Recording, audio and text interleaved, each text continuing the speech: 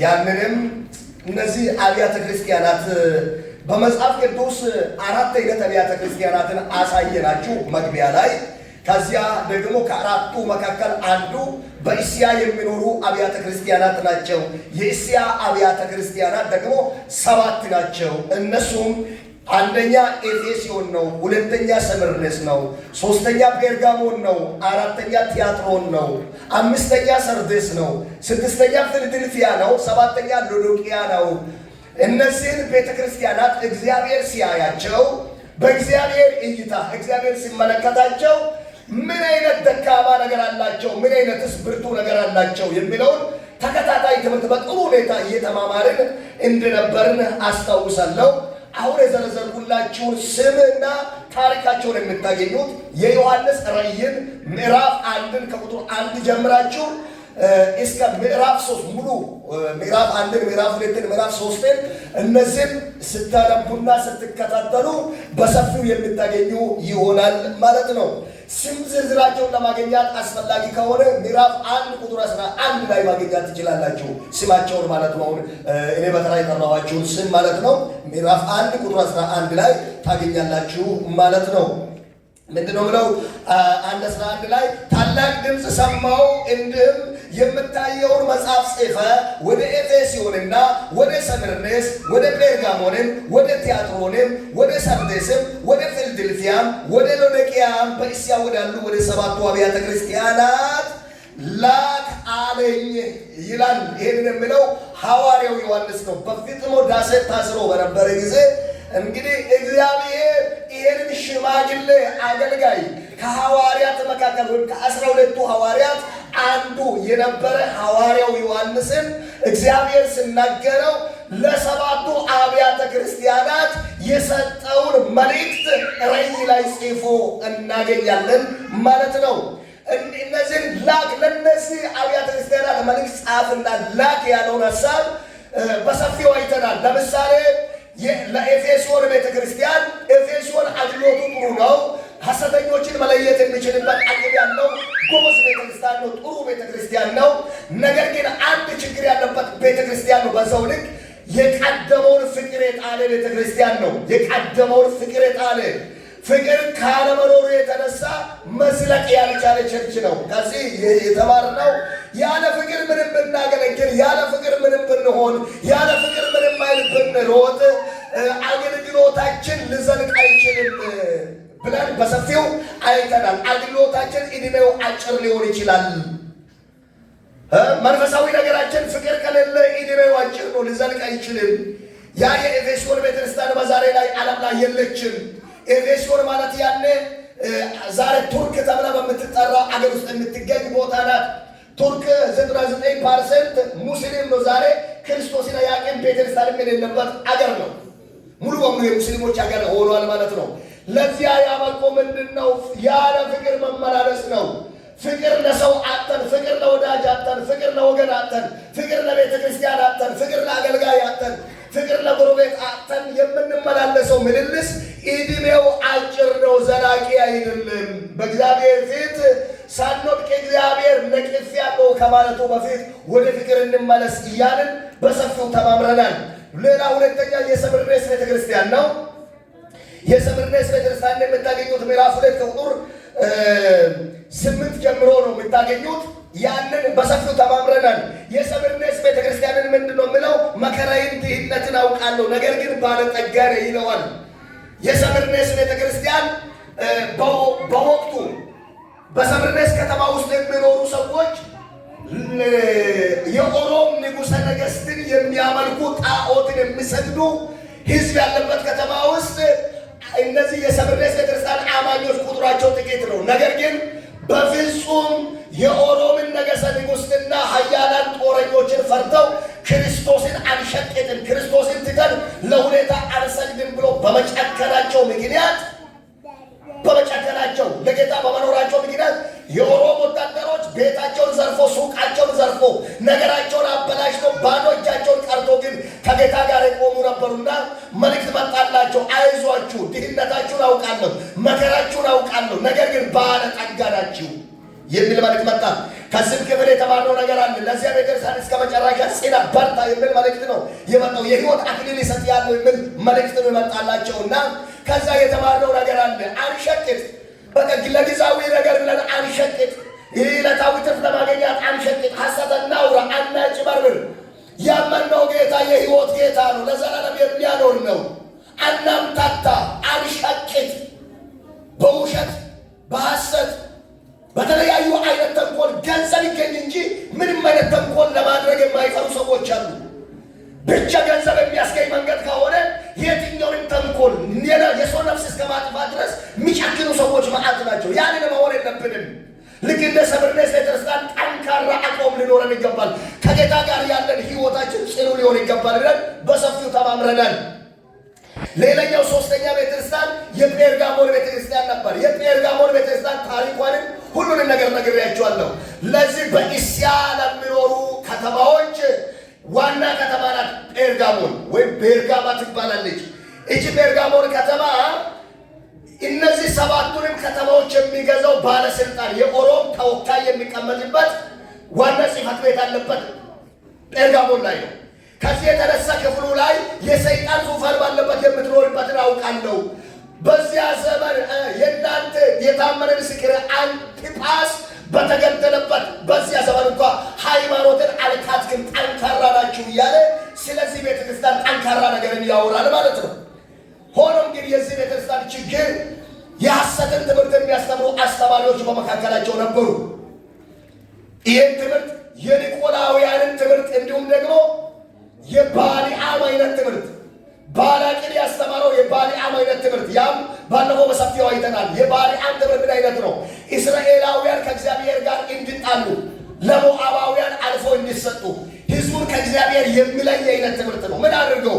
የእስራኤል ልጆች በሞዓብ ሴቶች እንዲያመነዝሩ፣ እንዲወድቁ፣ በእንዲህ አይነት ስህተት ውስጥ እንዲወድቁና ከእግዚአብሔር እንዲለዩ የሚያደርግ ትምህርት ያስተማረው ባሊዓም ነው። በእናንተ ውስጥ እንዲህ አይነት ትምህርት የሚያስተምሩ ሰዎች አሉ ብሎ በመናገር ከዚህ የተነሳ የሚነቅፍብህ ነገር አለ እና በእጄ ወይም በአፌ ላይ ባለው ሰይፍ ይወጋቸዋለሁ እያለ እግዚአብሔር የተናገረውን ንስሐ እንዲገቡ ሲናገራቸው ትመለከታላችሁ ማለት ነው። ሰፊው ያየነው ነው፣ ለማስታወስ ያህል ነው። አራተኛ ቲያጥሮን ነው። የቲያጥሮንን ቤተክርስቲያን ደግሞ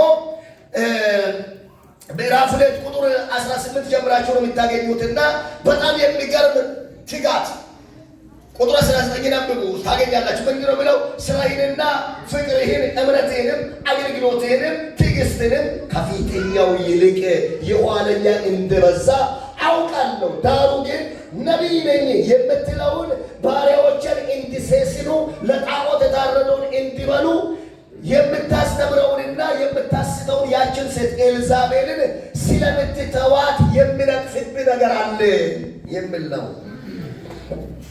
እስከ መጨረሻ ባለፈው ስለተማርን ደግሜ በዚህ ክፍል ሊቆይ ሳት ስለሌለኝ ማለት ነው እና የቲያጥሮን ቤተክርስቲያን ችግር ፍቅራቸው ትልቅ ነው፣ አገልግሎታቸው ትልቅ ነው፣ ያለው መንፈሳዊ ነገራቸው እየጨመረ የሄደ ነው። ግን አንዲት ኤልዛቤል የምትባል ሴት እዛ ውስጥ አለች። ምንድን ነው የምትለው? እሷ እኔ ነቢይ ነኝ ነው የምትለው። እኔ ነቢይ ነኝ ትላለች። የነቢያትን ካባ የለበሰች በነቢይነት ስም አሉ የሚባሉ ሁሉንም የምታስት የምትጥል ለጣዖት የታረደውን እንዲበሉ እንዲሴስኑ የምታስተምር አንዲት ሴት ነበረች ኤልዛቤል። እሷ እንድትመለስ ንስሐ እንድትገባ እድል ሰጠዋት። ንስሐ ገብታ ከክፋቷ ልትመለስ አልፈለገችም። ስለዚህ አለ ከእርሷ ጋር የሚያመነዝሩትን በአልጋ ላይ ይጥላለሁ፣ ልጆቿን በሞት ይቀጣለሁ። ንስሐ የቀራችሁ ጥቂቶች በእናንተ ላይ ሌላ ሸክም አልጭንባችሁም እያለ አሁን የቤተ ክርስቲያኑ ችግር ምንድን ነው? እሷ መኖር ብቻ ሳይሆን እሷን ስለምትተዋት ነው የሚለው። ተይ አይሏትም። አካሄድሽ ልክ አይደለም፣ የምታደርጊው ልክ አይደለም አይሉም። የቤተ ክርስቲያን ሰዎች ከድርጊቷ ጋር ተስማምቶ ጸጣሉ። እግዚአብሔር ቤተ ክርስቲያን የነቀፈው እሷ ስላመነዘረች ሳይሆን ስታመነዝር ሕዝቡን ስታስት አይተው ዝም ስላሉ ነው። አሁን ባለንበት ሁኔታ ቤተ ክርስቲያን አቅም ያጠብችበት ዘመን ላይ ነው ያለ ነው። በጣም ብዙ ሰዎች ጋጣ ወጥና ብዙ አይነት ነገር ይሆናሉ። ወንጌልን የማይወክል ሕይወትና ኑሮ ቤተክርስቲያን ያሳያሉ። ቤተክርስቲያን ተዩ ታው ለማለት አቅም ያጠበት ማንም እንደወደደ የሚሆንበት በመሆኑ ልክ እንደ ቲያጥሮን ቤተክርስቲያን ሆነናልና የቲያጥሮንን ቤተክርስቲያን ከገሰጻት እኛን የማይገስጽበት ምክንያት አይኖርም። የቲያጥሮንን ቤተክርስቲያን ከቀጣት እኛን የማይቀጣን ምክንያት የለም። ስለዚህ የቤተክርስቲያኑ ችግር ምን ነበር? ጥፋት የሚያጠፋውን አይቶ አለመከልከል ተው አለማለት። ያ ነበር የቲያጥሮን ቤተክርስቲያን የነበረው ችግር ማለት ነው። በሰፊው ያየነው ነው፣ አልደግምም። ሌላ ደግሞ ሰርዴስ ነው። ሰርዴስ አምስተኛ ቤተክርስቲያን ነው። የሰርዴስ ቤተክርስቲያን ከነዚህ ቤተክርስቲያናት ሁሉ እንደሚበልጥ ነግሬያችሁ ነበር። ልዩነቷ በሌሎች ቸርቾች ሁሉ በመጠኑም ቢሆን ስደት ደርሶባቸዋል በክርስትና ምክንያት። የሰርዴስ ቤተክርስቲያን በዚያ ዘመን ምንም አይነት ስደት ያልደረሰባት ቤተክርስቲያን ናት። ስደት ሳይኖራት ግን ታሪኳን ምዕራፍ 3 ላይ ታገኛላችሁ። ምንድን ነው የሚለው? ዝም ቁጥር አንድ ላንብላችሁ ለማስታወስ ያህል። በሰርዴስም ወዳለው ቤተክርስቲያን መልአክ እንዲህ ብለህ ጻፍ፣ ሰባቱ የእግዚአብሔር መናፍስትና ሰባቱ ከዋክብት ያሉት እንዲህ ይላል። ምን ይላል? ቀጥላል። ስራዬን አውቃለሁ፣ ሕያው እንደመሆን ስም አለ፣ ሞተህም አለ። ስራዬ በአምላኬ ፊት ፍጹም ሆኖ አላገኘሁምና የነቃውን ሊሞቱ ያላቸውን የቀሩትን ነገሮች አጽና። እንግዲህ እንዴት እንደተቀበልህና እንዴት እንደሰማ አስብ፣ ጠብቀው። ምንም ንስሐ ግባ። አይታችኋል። እንግዲህ አስተሳባ ከባታ ሆነ እንደ ሌባ ይመጣብሃለሁ ነው የሚለው።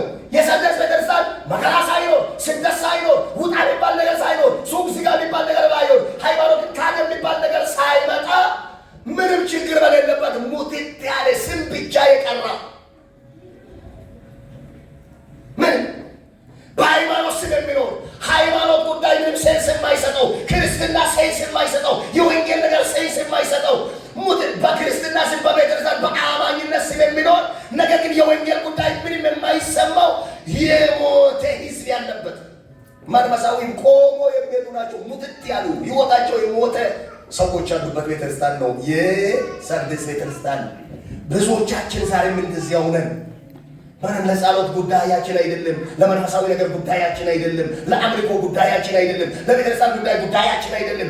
ምንም በቀኛ እስከ በላን ድረስ እስከ ጠጣን ድረስ ኑሯችን ጥሩ እስከሆነ ድረስ እድር እስካለ ድረስ የሆነ ነገር ኖሮ የሆነ ችግር ከመጣ ምንረዳዳ ሰው እስካለ ድረስ በቃ ዝም ብለን በክርስትና ስም መኖር ብቻ። የቤተክርስቲያን ጉዳይ የሚያሳምም ነገር ሲመጣ ማያሙ፣ የሚያስደስት ነገር ሲመጣ አብሮ ማይደሰት፣ የሚያስቆጣ ነገር ሲመጣ በቤተክርስቲያን አብሮ ማይቆጣ፣ እንዲሁም በቃ ሙትት ያለ ቤተክርስቲያን ነው። ሞተህማል፣ ስም ብቻ ቀርቷል ይላሉ። ስም ነው በቃ። የሰርዴስ ቤተክርስቲያን ከስም ውጭ ሌላ ነገር የለም። ግን ወረድ ብላችሁ ስትነቁ ጥቂት ሰዎች አሉ፣ ልብሳቸውን ያጠቡ የተገባቸው ናቸው። እነሱ ከኔ ጋር ይሄዳሉ ይላል። ኢየሱስ ጌታ ነው። በደንብ አሜን ወደ እዚህ ኢየሱስ ጌታ ነው። አሜን። ያ የሰርዴስ ቤተክርስቲያን ነው። 5 ቸርቾችን በእንዲህ ዓይነት መልኩ አይተናል። ዛሬ በተቻለኝ ፍጥነት 2 ቸርቾችን ተናግሬ ለመጠቅለል ይሞክራለሁ። ይሄንን የሚለው ለምንድን ነው? እናንተን ለመጥቀም ነው። ጌታ ይባረክ። ሰላም ናችኋል? ቾቻችሁን አሳይ። ጥሩ ነው። እንቀጥል። እሺ እንቀጥል። እሺ ስድስተኛ ቤተክርስቲያን ፊላዴልፊያ ነው። ስድስተኛ ቤተክርስቲያን ፊላዴልፊያ ነው። ፊላዴልፊያን የምታገኙት ምዕራፍ 3 ከቁጥር 6 ጀምሮ ነው። ሳይሆን 6 ሳይሆን 7 ጀምሮ ነው። እናም ምን ይላል? በፊላዴልፊያም ወዳለው ቤተክርስቲያን መልአክ እንዲህ ብለህ ጻፍ፣ የዳዊት መክፈቻ ያለው የሚከፍት የሚዘጋም የሌለ የሚከፍትም የሌለ ቅዱስና እውነተኛ የሆነ እርሱ እንዲህ ይላል። እንቀጥል። ስራዬን አውቃለሁ፣ እነሆ በአንተ ፊት የተከፈተ በር ሰጥቻለሁ፣ ማንንም ሊዘጋው አይችልም። ምክንያቱም ስገልጥ ኃይሉ ምንም ትንሽ ቢሆን። ዋው! እንቀጥል። ቃልን ጠብቀሃልና፣ እንቀጥል እስቲ። ስምንም አልካድህምና እና እነሆ አይሁድ ሳይሆኑ አይሁድ ነን ከሚሉ ነገር ግን ከሚዋሹ ከሰይጣን ማህበር አንዳንዶችን እሰጥሃለሁ። እነሆ መጥተው በእግሮች ፊት ይሰግዱ ዘንድ እኔም እንደወደድሁ ያውቁ ዘንድ አደርጋቸዋለሁ ይልና ቁጥር 10 ላይ የትዕግስትን ቃል ስለጠበቅ እኔ ደግሞ በምድር ላይ የሚኖሩትን ይፈትናቸው ዘንድ በዓለም ሁሉ ላይ ሊመጣ ካለው ከፈተናው ሰዓት እጠብቅሃለሁ። ቁጥር 11 እነሆ ቶሎ ብዬ እመጣለሁ፣ ማንም አክሊልህን እንዳይወስድብህ ያለህን አጽንተህ ያዝ። ቁጥር 12 የተነሳው በአምላኬ መቅደስ አምድ እንዲሆን አደርገዋለሁ፣ ወደፊትም ከዚያ ከቶ አይወጣም። የአምላኬ ስምና የአምላኬ ከተማ ስም ማለት ከሰማይ ከአምላኬ ዘንድ የምትወርደውን አዲስቱን ኢየሩሳሌምን አዲሱንም ስምን በእርሱ ላይ እጽፋለሁ። ቁጥር 13 መንፈስ ለአብያተ ክርስቲያናት የሚለውን ጆሮ ያለው ይስማ። ዋው! እንዴት ደስ የሚል ቤተክርስቲያን ነው ደግሞ ይሄ። ፊላዴልፊያ ከስሟ ሲመጣ ፊላዴልፊያ ማለት የወንድማማች ፍቅር ማለት ነው። የግሪክ ቋንቋ ነው። ፊላዴልፊያ አዴልፎ ማለት ወንድሞች ማለት ነው። ፊሌ ማለት ፍቅር ማለት ነው። ፊላዴልፊያ ማለት የወንድማማች ፍቅር ማለት ነው። ይሄ ቤተክርስቲያን በነገራችን ላይ እስከ ዛሬም አለች። እቺ ቤተክርስቲያን ከተማው ስም ተቀይሯል። ምን የሚል መሰላችሁ? አሁን የተቀየረው ስም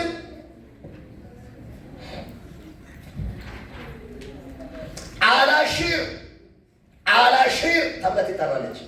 እስከ ዛሬም አለች። ኤፌሶን አለች ወይ? የለችም። ፍቅር የሌለ አገልግሎት ታገለግል ነበር አለች። ዛሬ የለችም ብያቸዋለሁ። ቱርክ ናት። እቺ ግን አለች። ዛሬ ስሟ ብቻ ነው የተቀየረው። አላሺር ተብላ ትጠራለች። ዛሬ ዓለም ላይ አለች እስከ ዛሬ ድረስ። ልብ በሉ።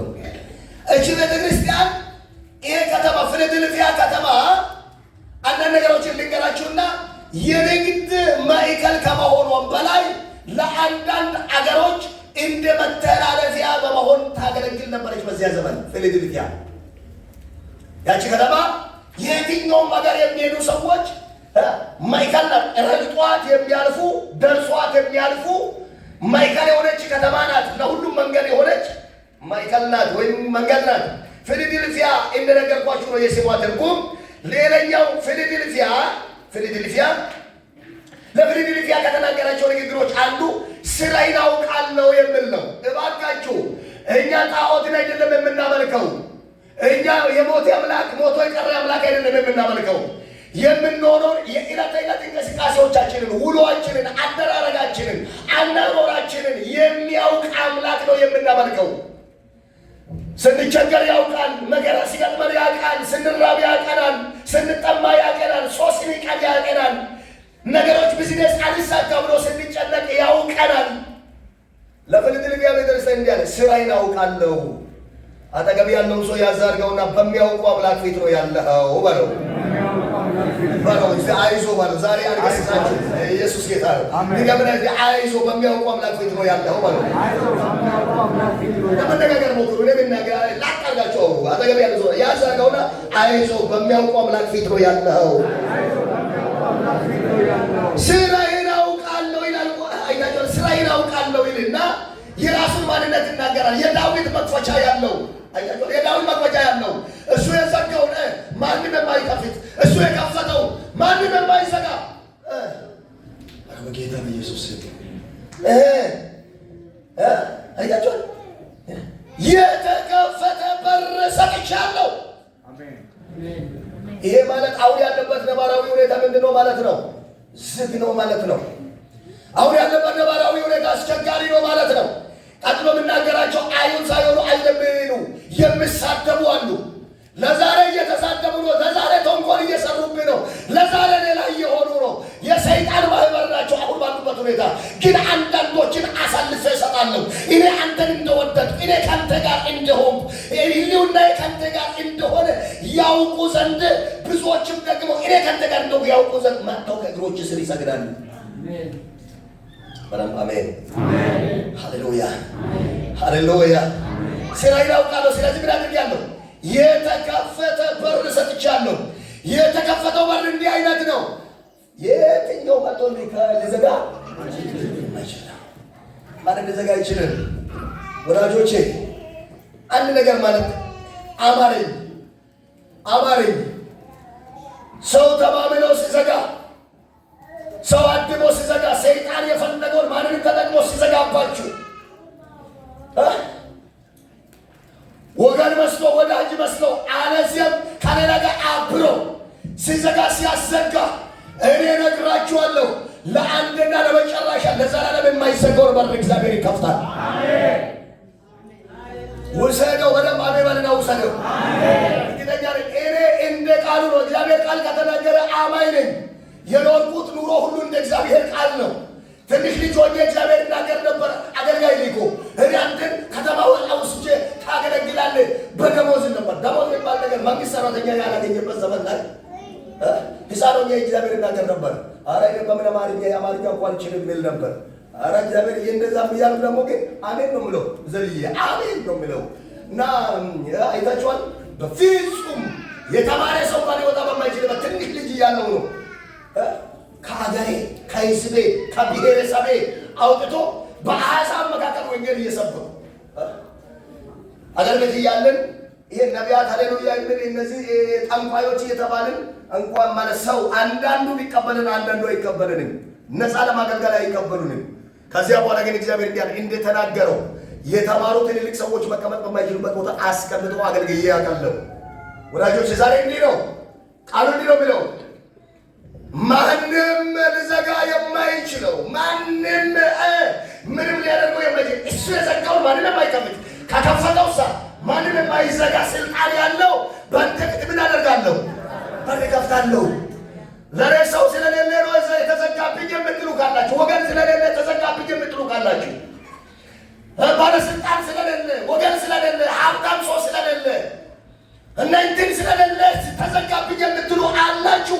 መልእክተኛ ነኝ። እግዚአብሔር እናገረኛል። እንዲህ እያለኝ ነው። ኧረ እባክህ የዘመን የሚቆይ የወገን የሚቆይ የሀብታሙ የሚቆይ የባለስልጣኑ የሚቆይ የአሜሪካው የሚቆይ የጀርመኑ የሚቆይ የአውሮፓም የአውስትራሊያውም እሱ የሚቆይ እግዚአብሔር እንዲህ ያደርጋል። እሱ ከከፈተ ማንም የማይዘጋ፣ እሱ የዘጋውን ማንም የማይከፍት፣ ሰማይና ምድርን በእጁ የያዘ ኃያል አምላክ ተዘጋ ብለህ አውጥተህ ሳትጨርስ ይከፍትልሃል። አሜን። ከፍ አድርግና እሱ ይከፍታል ብለህ እሱ ይከፍታል። እሱ ይከፍታል። ጌታ እሱ ይከፍታል። እጅን ከፍ አድርግና በደንብ በኃይለኛ ድምፅ አምላኬ ይከፍታል ብለህ አሜን አሜን ሃሌሉያ። እሱ ከከፈተ በሉ እሱ ከከፈተ ማንም አይዘጋም። አይሰማም። በሉ እስቲ እሱ ከከፈተ ማንም አይዘጋም። እሱ ከከፈተ ማንም አይዘጋም። አላወራችሁ እንዴት አድርጌ ልናገር? እሱ ከከፈተ ማንም አይዘጋም። አሜን አሜን አሜን። ብዙ ቀን እናውቃለን ሰው አዘግቶብን፣ ብዙ ቀን እናውቃለን ሰይጣን ዘግቶብን ይንጋልቁበታል። ወዳጆቼ ብዙ ቀን እናውቃለን ሁኔታ አሰግቶብን፣ ብዙ ቀን እናውቃለን በተለያየ አይነት ጎዳና ተዘግቶብን እናውቃለን።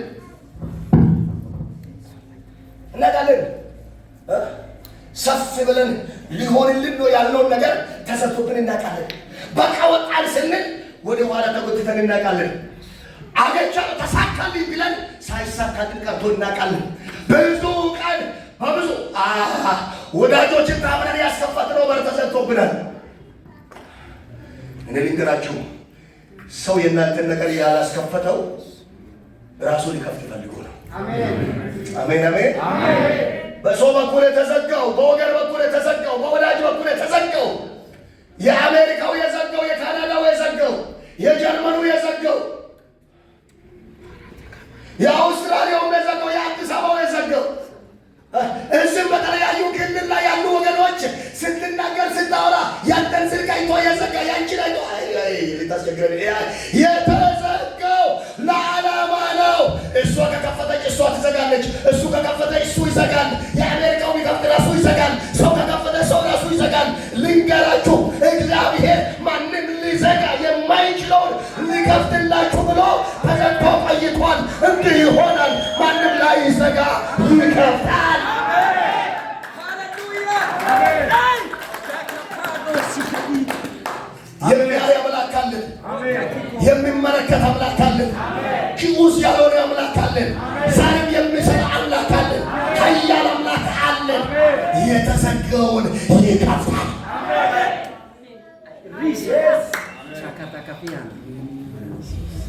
የፊላዴልፊያ ቤተ ክርስቲያን እንዲህ አለ አሉ አሰኪዎች እንዳሉ ተናገረ። የንጽጽር ንግግር ነው የተናገረው። አይሁድ ነን የሚሉት እኛም ክርስቲያን ነን የሚሉት እኛም አማኝ ነን። እኛ የሃይማኖቱ ባለቤት ነን ነው የሚሉት። ስማቸውና ታሪክ ነገራቸው እንጂ እንደዛ የሚሉት እነሱ የሰይጣን ማህበር ናቸው ይላል። ውሎ አዳራቸው የሰይጣን ማህበር ናቸው። ህይወታቸው የሰይጣን ማህበር ናቸው። ነገር ግን አለ ማንነቱን ሲናገር እኔ ከዘጋው ማንም የማይከፍት ከዘጋው ማንም የማይከፍት የዘጋሁትንም ማንም የማይከፍት ከከፈት ማንም የማይዘጋ በር የተከፈተ በር ከፊቴ ሰጥቻለሁ። የተከፈተውን በር ከፊታችሁ ሰጥቻለሁ። አሜን አሜን አሜን። እግዚአብሔር እየተናገረኝ አሜን። ወንድሜ ሰውን አይደለም ዛሬ ይመጣል መልእክት ስባ ይሄ ሰው አይደለም የምናገርሽን የአምላክን ድምፅ ስሚ። አዎ ሰው ተባብሮ የከፈተው የሆነ ቦታ ደርሶ ቢዘጋ ነው አሉ። በጣም ሰው ላይ እንትን ብሎ ቸርችን መምጣት የማይወዱ ሰዎች አሉ አይደል? ጋር ባይክ እንትን ብሎ ለኔ እንትን አርጎብኝ ቸርቹ ራሱ ላይ እንትን እንትን ልከፍትልኝ ነበር ቸርች እንጂ የቸርች ውስጥ ያለ ነገር ዘግቶም የትም አይደርስም፣ ከፍቶም የትም አያደርስም። ለዘላለም ከፍቶ የማይዘጋ አምላክ በሕይወታችሁ ላይ የማይዘጋውን በር ከፍታ። አሜን አሜን። ወዳጅ መልእክተኛ ነኝ። የነገርኩህ ያለው መልእክት ነው። የዛው ነው የሚሆንልኝ። ጌታ ይባረክ። ሳውዝ አፍሪካ ብዙ ጊዜ ለመምጣት ሞክሬያለሁ ብያቸዋለሁ። 12 ዓመት ምናልባት የጸለይኩላቸው ጸልዬ የሸኘኋቸው ካለው ከጥቂት ገንዘብም ሰጥቼ ሂዱ ያልኳቸው ሰዎች እነሱ ይወስዱኝ ይሆን እያልኩ ሞክሬያለሁ። 12 ዓመት ሞክሬ ላካ በሰው በኩል ዝግ ነው። አሁን ወደ እግዚአብሔር ፊቴን አዞርኩ። እግዚአብሔር እንዴት አለ ይለኝ ነበር። ኧረ ምንም ያው ብዙ ምስጢር አንዳንድ ወንጌል አንዳንድ ሳታውቁ ምስጢር ያናግራልና እና ካለኝ ከነባራዊ አንዳንድ ከገጠሙኝ ነገሮች ለዚያ ቢያበቃኝ ነገር የለኝም። ማለት ሚሊየን ቤት የሚጠራ ጉዞ እኔ 50,000 ብር ሳይኖረኝ ግን ጌታን አምናለሁ። አሜን አሜን። ቃሉ ሲደርስ ማንንም አልለመንኩም። ላይ እያገለገልኩ ነው። እስከ መቼ ነው ወንድማችን እዛ እንትን ብለው ሌሎች መጥቶ እንዲያገለግሉ ለምን ያገለግል ብለው የተባልኩት? የሚገርመኝ ነገር ደግሞ ያመጡ ሌላ እያገለገልኩ ያለው ሌላ ይዘ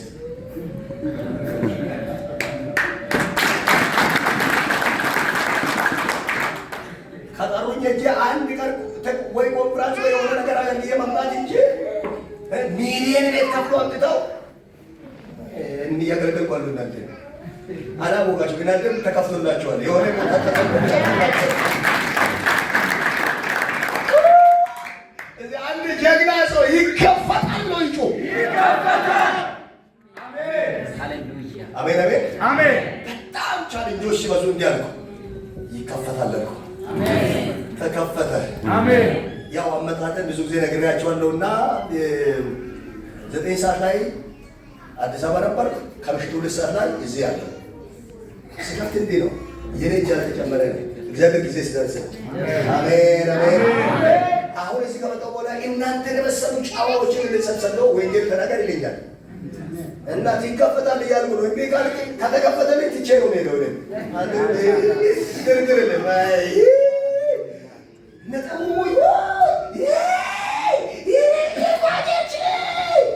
በጌታ በኢየሱስ የተጠራን ሰዎች ነን። መልእክት የምንሰማ እግዚአብሔር የምንሰማ ነን። እግዚአብሔር ከእናንተ ጋር እንድንቆይ ብዙ ረጅም ዕድሜ ከሰጠን ረጅም ዘመን ኖረን እናገለግላለን። ካልሆነ ደግሞ ከተከፈተ እግዚአብሔር አሁን ነው ካለ ስለዚህ ነው መገፋፋት የሌለብን። ኢየሱስ ጌታ አሜን። አጠገብ ያለን ሰው ያዝ አድርገውና ይከፈትልሃል። አይዞህ በማንም ቅም አትያዝ። የማንም ፊት አትይበል። እግዚአብሔር በለው ከከፈተ የማይዘጋው እሱ የዘጋው ዘጊ የሌለው በር ይከፍትልሃል። ከከፈተ ይዘጋል። እሱ የዘጋው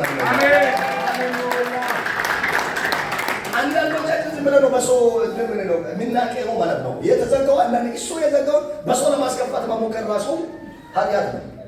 እሱ የዘጋውን ማለት ሰው እንዲከፍት መጨነቅ ራሱ ከባድ ነው። አንዳንድ ጊዜ ራሱ ነው የሚዘጋው። እሱ የዘጋውን ራሱ ነው የሚከፍተው። አንዳንድ ጊዜ ዘጊው እሱ ቁልፍ ይዞ እያለ እኛ እንትን ይቺ ነገር ዘዴ ትፈልጋለች መሰለኝ እንትና ጋር ዋጋ ነው የሚከፍለው፣ ጉልበት ነው የሚቻልሰው። ቁልፉ እሱ እጅ ነው ያለው። በጌታ ኢየሱስ ኧረ ፊላዴልፊያ በኢየሱስ የወንድማማች ፍቅር ስራዬን አውቃለሁ። ስሜን አልካድክም፣ ቃልን ጠብቀሃል። የማይዘጋ በር ይከፈትልሃል። አሜን። ፊላዴልፊያ ቤተክርስቲያን በር ከፍታለሁ የሚል ነው። የመከፈቱን ምስጢር ሲናገር ኃይሌ ምንም ትንሽ ቢሆን ቃልን ጠብቀሃልና ስሜን አልካድክምና የሚል ነው። ሁለተኛ ለዚህ ቤተክርስቲያን የመጣው መልእክት አይሁድ ሳይሆኑ ከሚዋሹ ከሰይጣን ማህበር አንዳንዶችን ይሰጥሃለሁ የሚል ነው። ቁጥር 9 ላይ። ሶስተኛ ለዚህ ቤተክርስቲያን የመጣው መልእክት በምድር ያሉትን ሁሉ ሊፈትናቸው ከሚመጣው ከመከራ ሰዓት፣ ከፈተና ሰዓት፣ ከጭንቅ ሰዓት ይጠብቅሃለሁ። ድንቅ መልእክት ነው። በምድር ላይ ያሉትን ሁሉንም የሚፈትን የመከራ ቀን አለ፣ የጭንቅ ቀን አለ፣ ግራ የመጋባት ቀን አለ። በዚያ ቀን ይላል፣ በዚህ አይነት ቀን እኔ እጠብቃቸዋለሁ። አሜን አሜን አሜን። እጆቻችሁን ከፍ አድርጋችሁ ሰው በሚፈተንበት ቀን በጌታ ይጋረዳል በሉ። ሰው በሚፈተንበት ቀን በጌታ ይጋረዳል። ድገሙ። ሰው በሚፈተንበት ቀን በጌታ ይጋረዳል። ሃሌሉያ አሜን። ጩና በደንብ አድርጋችሁ እስቲ አባይለ ያለ ሃሌሉያ በሉ። ሃሌሉያ። ከዚያ ጋር አያይዞ የተሰጠው ማስጠንቀቂያም አለ። ማስጠንቀቂያ እንዲህ የሚል ነው፣ ማንም አክሊልህን እንዳይወስድብህ አጽንተህ ያዝ። ሰው እያየ አክሊል እንዳይሄድብህ፣ ወገን እያየ አክሊል እንዳይሄድብህ፣ ሐሜተኛውን፣ ነገረኛውን፣ ወረኛውን ወዲህ የሚለውን እያየ አክሊል እንዳይሄድ አጥብቀህ አጽንተህ ያዝ የሚለው ሌላ ማስጠንቀቂያ። ለዚህ ቤተክርስቲያን ይሄን ነው የተናገረው። ኖ እስካሁን ከመጣው ቤተክርስቲያናት እናንተ የትኛውን ትመስላላችሁ? ኤፌሶን ናችሁ ወይስ ፍቅር የሌለ? ሰምርነስ ናችሁ ወይስ አጭበርብሬ አልበላም ጌታ ያለው ይሁን ብላችሁ የጸናችሁ? ጴርጋሞን ናችሁ ወይስ በዚህም በኩል የሚመጣው በዚህም በዚያም በሚመጣው ሐሜትና ሁከት በተራ ወሬ የታወቃችሁ? ቲያጥሮን ናችሁ ወይስ ኤልዛቤል ብትበጠብጣችሁ? ሰርዴስ ናችሁ ወይስ በሰላም ምድር የሞታችሁ? ፊላዴልፊያ ናችሁ ወይስ በተዘጋ ነገር ጸንታችሁ በመቆም የጌታን ቃል ባለመካድ እግዚአብሔር ደጅ የሚከፍትላችሁ? የትኛውን ትመስላላችሁ? ሰባተኛው ቸርች በአጭሩ እንየውና ይጨርሳለሁ። ሰባተኛ ቸርች ሎዶቅያ ነው። ሎዶቅያ ከስሟ ተነስተን ስንመለከት የሰው አገዛዝ የሚል ትርጉም አለው። ሎዶቅያ የሚል ቃል ከቁጥር 13 ልጆች አይንቀሳቀሱ፣ ማንም ሰው አይንቀሳቀስ። እንዴ ቁጭዋልሽ